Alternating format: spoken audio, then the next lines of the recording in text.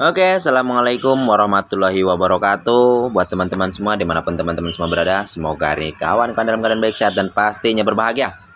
Oke, dari sini ada AC Sub R22 AC model lama ya. Tapi nggak apa-apa, kita mau cek, kita mau tes apakah kompresornya masih layak pakai atau sudah fresh balik, guys. Nah, jadi kita akan mengecek apakah kompresornya masih bagus atau masih loyo. Jadi caranya gini ya teman-teman ya. Ini R-nya masih R22, mau R22 mau R32 sama aja ya. Nah, ini kita mau tes, kita sambungkan langsung menggunakan colokan. Kemudian power, kasih power ya. Ada pakai colokan. Nah, kalau udah pastikan keran atau kunci L atas bawah ini terbuka ya, pipa gede dan pipa kecil. Nah, kalau masih ada yang tertutup, dibuka dulu ya teman-teman ya. Supaya apa? Supaya nanti ada sirkulasi yang bisa masuk dan bisa ngetes ya. Karena kan kompresor AC ada harus tiup dan sedot ya. Nah, jadi harus kebuka dua-duanya supaya nanti tekanannya benar-benar mantap. Nah, setelah kebuka semua, kita siapkan dulu ini teman-teman.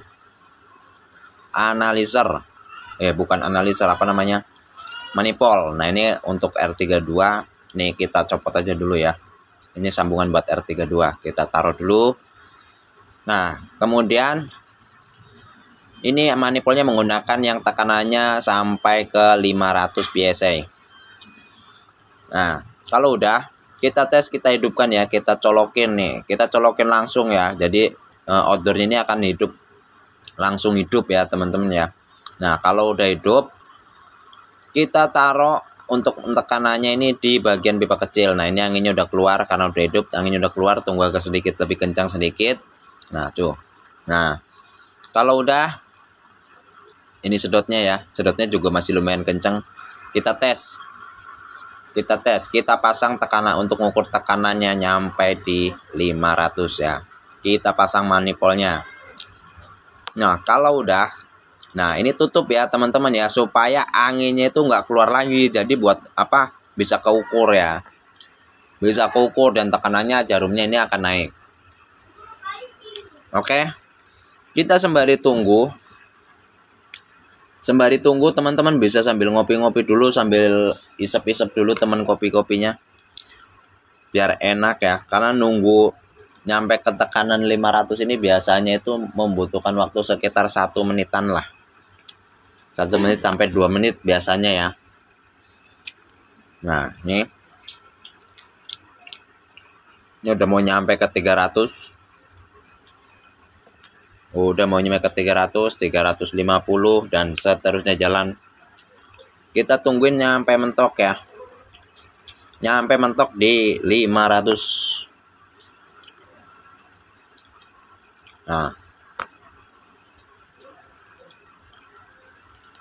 udah 400 nih guys, udah sampai di 400 guys. Nah, ini udah nyampe 400, 450. Kita tunggu sedikit.